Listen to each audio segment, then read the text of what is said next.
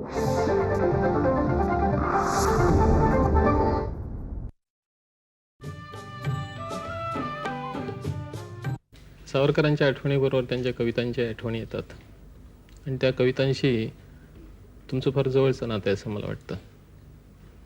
कारण हृदयनाथांनी त्या कवितांना चाली दिलेल्या आहेत, आपण त्या गायलेल्या आहेत आणि लक्षावधी लोकांच्या मनापर्यंत त्या कविता पोचलेल्या आहेत. मला वाटतं का अपूर्व योग जुळून आला. सावरकर मोठे आणि तुमच्यासारख्या जगद्विख्यात गायिकेचा आवाज त्या कवितांना मिळावा, तुमचं मनही त्या कवितांच्या पाठीशी उभं राहावं, हा एक रत्नकांचन योग आहे असं मला वाटतं. कारण आपल्या आवाजाबरोबर गेली 40 वर्ष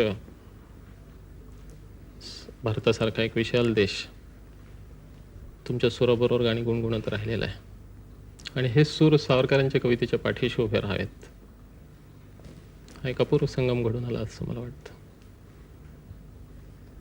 सावरकरांची ही जी गाणी तुम्ही म्हणलेली आहेत ही केवळ गाण्यासाठी गाणी म्हणली तसं मला वाटत नाही. त्याच्या पाठीमागे काहीतरी तुमचं प्रेम आहे, जिव्हाळ आहे, तळमळ आहे, कळकळ आहे, काही निष्ठा आहेत असं वाटतं. तर हे कशातून निर्माण झालं? सावरकरांचा तुमचा संबंध कसा कसा येत गेला?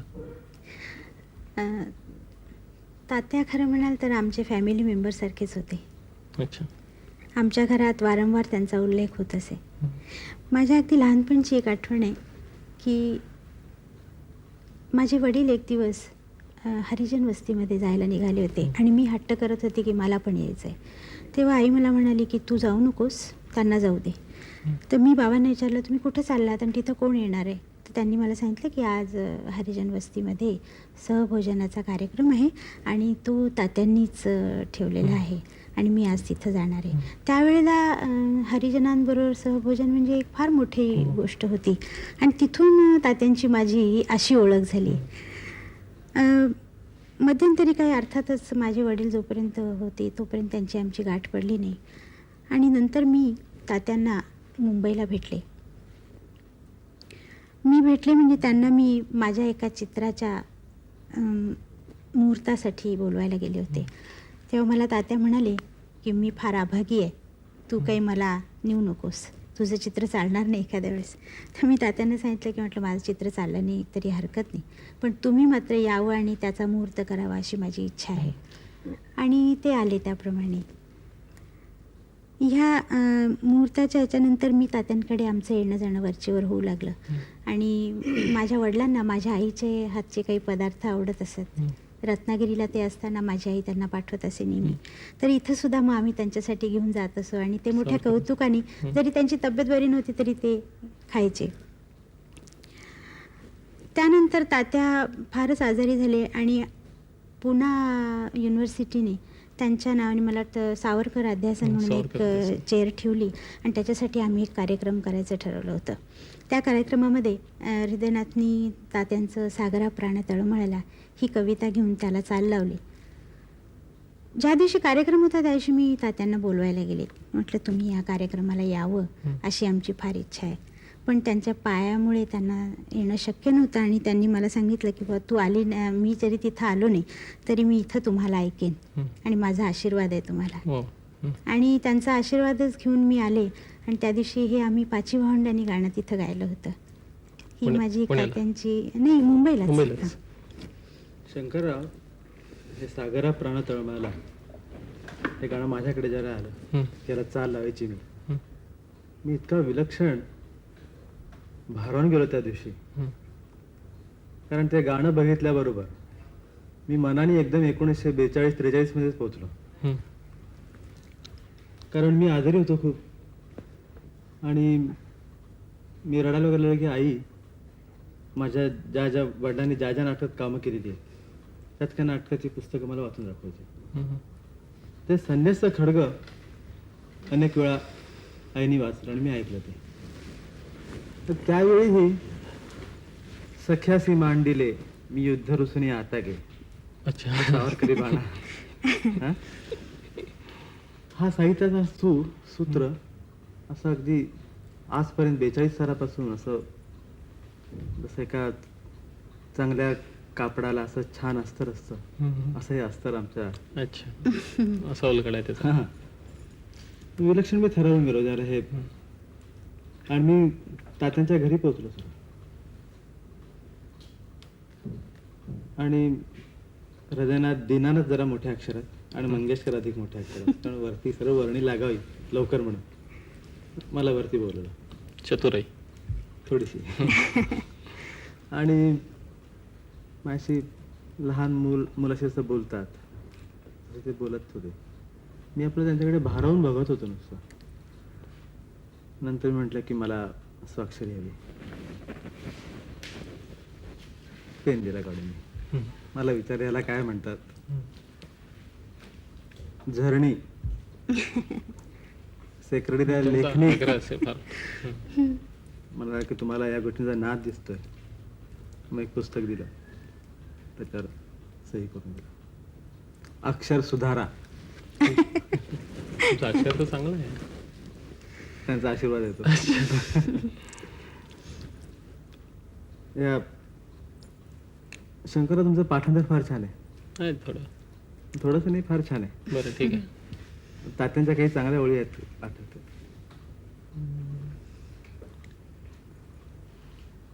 आठवते एक कविता त्यांच्या विरोध श्वास मधली आहे. विरोध श्वास मध्ये बरीच प्रेमगीतं आलेली आहेत आणि त्याला एक देशभक्तीचा धागा जोडलेला आहे. त्यातलं जे ध्येय आहे ते एखाद्या कडक डोंबाऱ्यासारखं डोळ्यासमोर येऊन उभं राहतं आणि त्या देशभक्ताला आज्ञा करतं की तलवारीवरून चालायचं पण अश्रू गळू द्यायचा नाही. कवितेचे शब्द असे आहेत. तरवारीची धार उग्र वय कवळे. वा. तरवारीची धार उग्र वय कवळे शिवले न यौवना शिवले. ये अधांतरी भवळ कंठही सुकला वा. तोलीत प्रतिपदी तोला. करी पेला हा आसवात भरभरला बिंदून पाहिजे गळला. रे डोंबारी उग्र खेळ तव धारेवर नाच नाचता यारे. हे रक्त गळे गळू दिधला ना थेंब हलून तो प्याला. आणि म्हणून धिकजन वदला करी हा पेला रिताची धरीला. हे खरेच असे तुझसी तरी वाटो ना छळी विरह वेदना प्राण. वा. अशी कविता. शंकरराव, मला एक विचारायचं होतं की सागरा प्राण तळमळा या गाण्याला ज्यावेळेला हृदयनाथनी चाल लावली त्यावेळेला बऱ्याचशा लोकांनी मला असं म्हटलं की मी ही चाल त्या मूडला जमत नाही म्हणून. तुम्हाला असंच वाटतं का? मी प्रारंभी होतो त्याही मताचा मी होतो. मला एक क्षणभर तसं वाटलं आणि त्याचं मी कारण सांगतो की ती अक्रूर जातीमधली चाल आहे किंवा बा निजगडे निजगडे लढीवाळा या ज्या कविता आहेत त्या प्रकारची ती आहे. आणि अशा ज्या चाली मनात बसलेल्या असतात पारंपरिक त्याच्यापेक्षा काहीतरी वेगळं आलं ना की लोकांना ते पहिल्यांदा रुचणं असं होतं. खरंय. पण आता सागरात ही चाल लोकांच्या मनात अशी भिनलेली आहे की आता यानंतर जर दुसरी चाल कोणी बसवली तर लोक पुन्हा तीच तक्रार करतील. मला या तुमच्यावरून एक तात्यांची आठवण आली की संन्यास खडगा नाटकावर जी टीका झाली त्याच्याबद्दल त्यांना कोल्हटकर त्यांना प्रश्न करायला गेले. म्हणजे मी माझ्या वडिलांच्या कंपनीच्या वेळची गोष्ट सांगतो. आणि त्यांनी त्यांना दाखवली टीका. तर ते म्हणाले की रोजच दूध भात खात आहेत, एक दिवस जरा तिखट रस्सा पण खाऊ दे की. अच्छा. तर चालीचा जो मूड आहे तो बदलताना तात्यांचं ते सूत्र माडोळ्यापुढे होतं. हे सागराबद्दल मला तुम्हाला एक प्रश्न करायचा आहे. हे काव्य असं 3 व्यक्तींचं आहे का? 3 व्यक्ती आहेतच त्याच्यात. तो मुख्यच भाग म्हणजे एक आई, एक मुलगा. सागराची भूमिका काय? सागर हा तिथला खलनायकच आहे. अतिशय कपटी, दुष्ट, फसवा, काव्यवाज असा तो सागर तिथे घेतलेला आहे. आणि त्या आई आणि मुलाचं प्रेम आणि त्याच्यात व्यत्यय आणणारा त्यांची त्या ताटातूट घडवणारा सागर असा तो खलनायक त्या ठिकाणी उभा केलेला आहे. पण पहिला अंतरा 4 कडवे बघा. त्या दुसऱ्या कडव्यामध्ये सागराचा उल्लेख नाही, बाकीच्या 3 कडव्यात उल्लेख आहे. तर काही विशिष्ट कारण आहे त्यासाठी? खरंच आहे, सागर हा त्या चालीमधून सगळ्या कवितेत त्याचं आंदोलन चालूच आहे असं मला वाटतं. ती चालच अशी आहे की त्या आंदोलनाबरोबर तो सागर येतो. पण दुसऱ्या कडव्यात म्हणजे शुकपंजरी वाहरेने शिरावापाशी तर त्याच्यात त्याचा उल्लेख येत नाही. याचं कारण असं आहे की ती ताटातूट झालेली आहे आणि त्या नायकाच्या मनाला जे कसं हताश पण आलेलं आहे ते हताश पण त्या दुसऱ्या कडव्यामधून तिथं दाखवलेलं आहे आणि म्हणून तिथं उल्लेख त्याचा आलेला नाही असं मला वाटतं. दशदिशा तमोमय होती असे शब्द त्या ठिकाणी येतात आणि तमोमय झाल्यानंतर तो असा त्या खंतीत एकाग्र झालेला आहे म्हणून तिथं सागर आलेला नसावा असं मला वाटतं. मग हे फुलबाग, ती आम्रवृक्ष वगैरे जे शब्द आहेत हे सगळे असे नाही हिंदुस्थानाला उद्देशून आहेत की आणि त्याच्यामध्ये काही नाही, ही आता ताटातूट झाली आणि आता परत आपल्या आईची आणि आपली गाठभेट होणार नाही यांनी हताश झाल्यानंतर ती सगळी अशी देशाची चित्र त्यांच्या डोळ्यासमोर फिरायला लागतात. ती आमर वृक्ष वत्सलता दिसते, त्या लता दिसतात, आणखीन तो बाल गुलाब आणि मग फुलबागेवर ते येतात. आणि मला असं एक वाटतं बरं का की या ठिकाणी हे नुसतं निसर्गाचं चित्रण नाही आहे. तर ती आम्र वृक्ष वत्सलता असं म्हणत असताना त्यांच्या घरातली कुठली तरी व्यक्ती डोळ्यासमोर असावी. तो बाल गुलाब हे आता असं म्हणताना कोणीतरी व्यक्ती डोळ्यासमोर असावी. ती सूचित ठेवली त्यांनी फार चतुराईने आणि ते चांगलं झालंय. आणि फुलं बाग आम्हाला हा या पारखा झाला तर ही सगळी माणसं आणि हा देश मला पारखा झाला याचं दुःख त्या ठिकाणी व्यक्त केलेलं आहे. पण ह्या गाण्याच्या शेवटच्या कडव्यात परत सावरकडे बाणा आलाय बघा. आलाय, चांगला म्हणजे आता कडवेपणाने आलाय. नुसतं तसं नाही, परत कडवेपणा आला तिथे पण बघा. नाही त्याचे फार वेगवेगळ्या भाववृत्ती त्याच्या येत गेलेल्या आहेत. पहिल्यांदा त्याने सावरकरांचं असं असतं की तो बुद्धिवादी आहेत, तो सागरावर त्यांनी तो आरोप ठेवलेला आहे कायदेशीर की तू वचनभंग केलेला आहेस. दुसऱ्या कडव्यात तो हताश पण आलेला आहे. तिसऱ्या कडव्यात त्या आईचं आपलं प्रेम किती ते त्यांनी सांगितलेलं आहे. सागराला कळावं म्हणून त्याच्याच भाषेत त्या सरितेच्या प्रेमाची शपथ त्याला घातलेली आहे आणि तेही ऐकत नाही. पाहिल्यानंतर तो खवळलेला आहे आणि का वचनभंगीशी आईसा संतप्त झालेला आहे. आणि मग शेवटी त्यांनी ते ब्रह्मास्त्र काढलेलं आहे की अबलान माझीही माता रे, कथिल हे अगस्तीसा आता रे, जो आचमनी एक क्षणी तुझं प्याला, सागरा प्राण तळमळाला. आता कवितेविषयी मी बोललो तर माझं असं म्हणणं आहे की आपण ही कविता आता आम्हाला ऐकवावी आणि साधी नाही, अगदी वाद्यवृंदासहित. दीदी गाणं अगदी अवश्य. हा कार्यक्रम संग्रहित असल्याने ध्वनिचित्रमुद्रण सदोष असण्याची शक्यता आहे.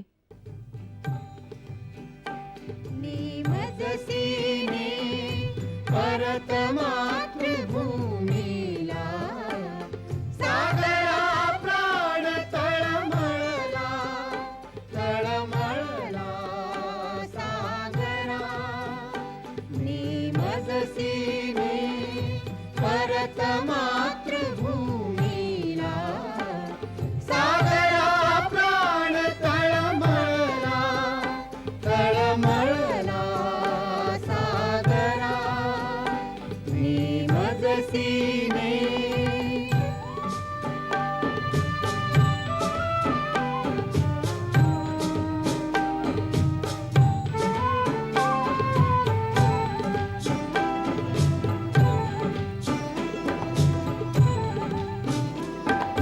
भूमातेच्या चरणतला तुझ धूता, मी नित्य पाहिला होता. मज बदलासी अन्य देशी चल जाऊ, सृष्टीची विविधता पाहू. ऐ जननी हृद विरह शंकितही झाले, परी तुवा वचन तिज दिधले. मार्गज्ञ स्वये मीच पृष्ठीवाहीन, त्वरितया परताडीन. विश्वसलो या तव वचनी मी, जगदनुभव योगे बनुनी मी, तव अधिक शाक्त उद्धरणी मी. येईन त्वरे कथून सोड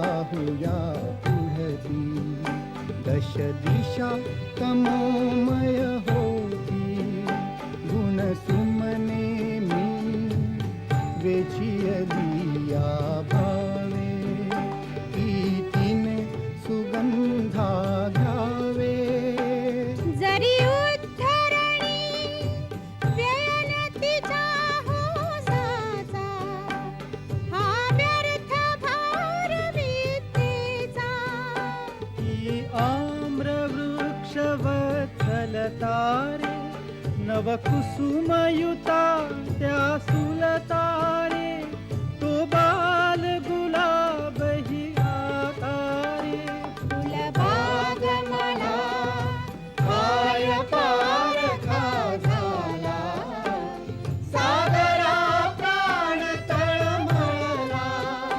तळमळला सागरा मी मजसीने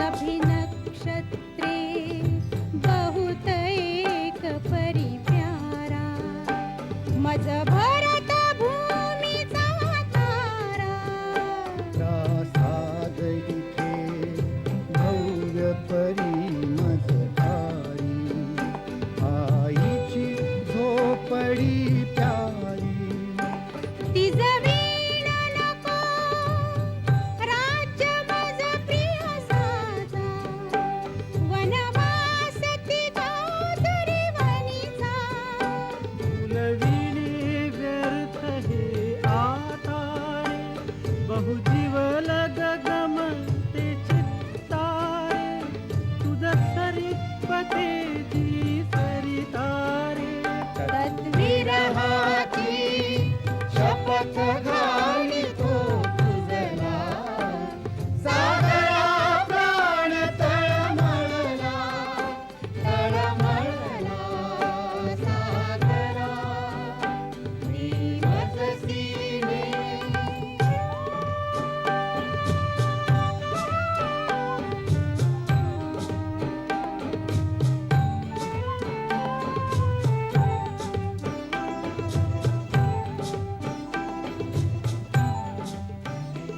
या हीन मिशे हससी निर्दया कैसा का वचन भंगिसी ऐसा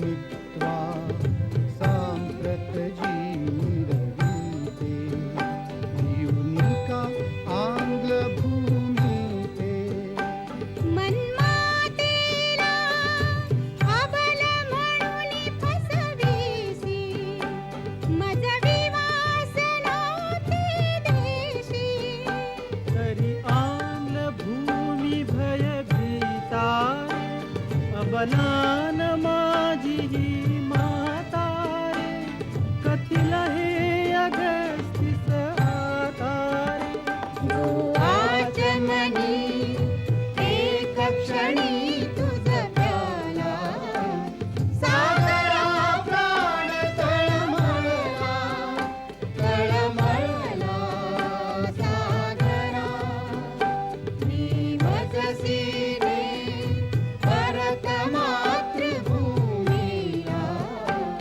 सागरा प्राण तळमळला तळमळला सागरा सागरा सागरा सागरा कसं वाटलं गाणं? वा, छान आवडलं गाणं. तरी मीना उषा आज नव्हत्या, नाही तर आणि चांगलं झालं असतं मला म्हणजे त्या सागरांच्या लहरीत आणखीन भर पडली असती. वाटतं. शंकरराव, मला असं विचारायचं होतं की केशवसूत, तांबे किंवा बालकवी यांच्या कविता महाराष्ट्रात घरोघर गायल्या जातात, तरीसुद्धा तात्यांना महाकवी का म्हटले गेले? खरं आपापल्या परीने हे सगळेच कवी मोठे आहेत आणि तात्यांच्या कविता काही गायल्या जात नाही असं नाही, आपणही गायल्यात नाही. पण महाकवी म्हटलं जातं याचं कारण असं आहे की मला असं वाटतं महाकवीसाठी लागणारी जी प्रज्ञा, प्रतिभा, कल्पकता, व्यासंग आणि जी एक जीवनाविषयीची दृष्टी असावी लागते ती तात्यांच्या ठिकाणी ती त्यांच्या सगळ्या काव्यातून, साहित्यातून आपल्याला दिसत राहते. आणि दुसरं असं की महाकाव्यातला जो महाशब्द आहे तो महत्त्वाचाच. एखादी राष्ट्राच्या जीवनामधली एखादी महान घटना, मोठी घटना ही त्याच्या पाठीशी उभी राहावीच लागते. आणि सावरकरांनी राष्ट्रजीवनातल्या अशा काही घटना हेरल्या. शिवाजीराजांच्या कालापासून पेशवाईपर्यंत एका तोमयुगातून भारताचा जो अभ्युदय झालेला आहे त्या कालखंडावर त्यांनी आपली दृष्टी खेळवली. आणि त्याच वेळेला त्यांनी काही खंडकाव्य लिहिली त्या संबंधीची. कमला, गोमांतक, हां. वीरोच्छ्वास, महासागर अशी 4 काव्य आहेत त्यांची. आणि तात्यांच्या डोळ्यासमोर असं एक स्वप्न होतं की आज ना उद्या आपण ही सगळी काव्य एकत्र जोडू आणि त्याच्यातून एक विशाल काव्य उभं करू. या 4 काव्यांमध्ये असं एक सूत्र आहे. सूत्र जरूर आहे. आहे. पण तुम्हाला असं वाटतं का की तात्यांच्या कवितेवर रामदासांची खूप छाप आहे? जरूर आहे, म्हणजे का नाही. म्हणजे मी तर उलट असं म्हणेन की आधुनिक कवितेमध्ये सावरकर त्या परंपरेत कुठं बसत नाहीत. त्यांचं नातं जुळतं ते अभिजात संस्कृत काव्याशी नाहीतर रामदासांच्या काव्याशी. म्हणजे ते विचार, ती मनोवृत्ती, ती धारणा ते सगळं एक आहे. ते व्यवहार विज्ञान, चातुर्य, धार्ष्ट्य, राजकारण, विवेक, बुद्धी ते सगळं एक सूत्र, एक परंपरा असं मला वाटत राहतं. आणि त्या रामदासी विचारसरणीचा त्यांच्यावर फार गाढ परिणाम झालेला आहे, काही शंका नाही. मला तुझ्या सूत्रावर एक शब्द, त्या शब्दावर एक कल्पना सुचते किंवा परंपरा या शब्दावर. भगवान श्रीकृष्ण, शिवाजी महाराज आणि सावरकर या तिघांमध्ये एक असं मला नेहमी एक धागा दिसतो. आहेच जो आहेच. कर्मयोग हे तिघे असे कर्मयोगाकडे वळलेले असे 3 महापुरुष मला नेहमी वाटतात. आहेतच. असं एक बारीक असं सूत्र, एक परंपरा आहे तिघांमध्ये मला अशी नेहमी वाटते. आणि तुम्हाला असंही दिसेल की श्रीकृष्ण आणि शिवाजी यांचे संदर्भ सावरकरांच्या कवितेमध्ये सारखे येताना दिसतात. ही एक परंपरा आहेच, यात काही शंका नाही. दुसरं एक असं सांगता येईल की सावरकरांच्या सगळ्या कवितांचा जर बारकाईने विचार केला तर 2 शब्दात त्यातलं एक संघर्ष बीज सांगता येतं बरं का. ते म्हणजे बद्धता आणि मुक्ती. यांच्यावरती कविता अधिष्ठित आहे.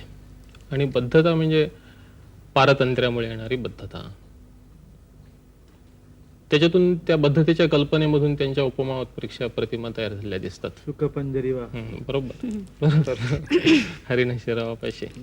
तर आणि त्या बद्धतेतून सुटायचं कसं, तर तिथं संग्राम करावा लागतो. मग तो अगस्तीचा धाक दाखवावा लागतो. संत सावरकर दाखवतात बरोबर. तर त्याखेरीज अभ्युदय नाही.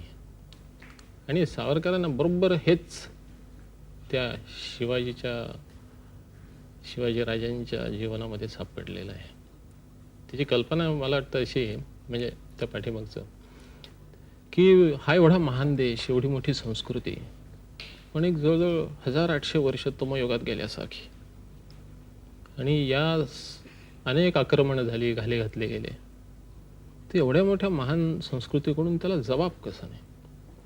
आणि तो जबाब नैसर्गिकपणे यायला पाहिजे होता आणि तो उसळून शिवाजीच्या रूपाने आला.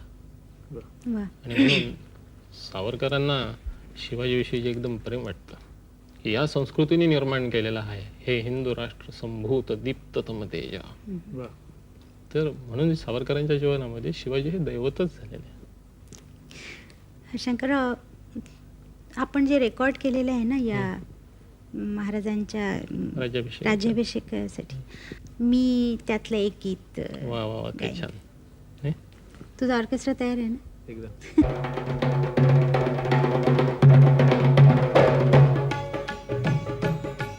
हे हिंदू शक्ती संभूत दीप्तितम तेजा, हे हिंदू शक्ती संभूत दीप्तितम तेजा, ईश्वरी ओजा हे हिंदू श्री सौभाग्य भूतीचा साजा नृसिंहा प्रभो शिवाजी राजा हे हिंदू नृसिंहा प्रभू शिवाजी राजा प्रभो शिवाजी राजा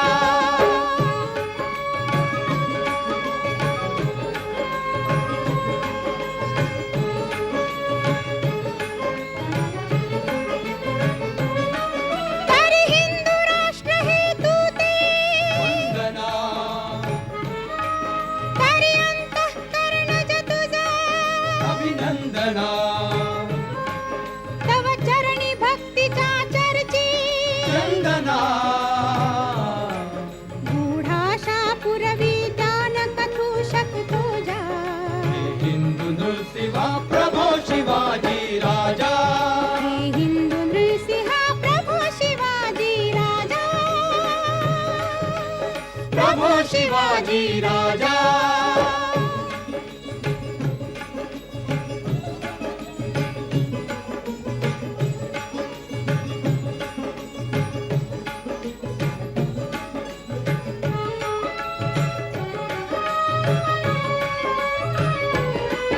जी शुद्धी हृदाची रामदास शिरडुलवी जी बुद्धी पाठशाळास शत्रूच्या झुलवी जी युक्ती कूटनीतीत खलासी बुडवी शक्ती बलोन्मत्तास पदतली तुडवी ती शुद्धी हे तुझी कर्मे राहू दे ती बुद्धी भाबड्या जीवा राहू दे ती शक्ती शोणिता माझी वाहू दे दे मंत्र पुन्हा तो दिले समर्थे कुजजा हिंदू नृसिंहा प्रभो शिवाजी राजा हे हिंदू नृसिंहा प्रभू शिवाजी राजा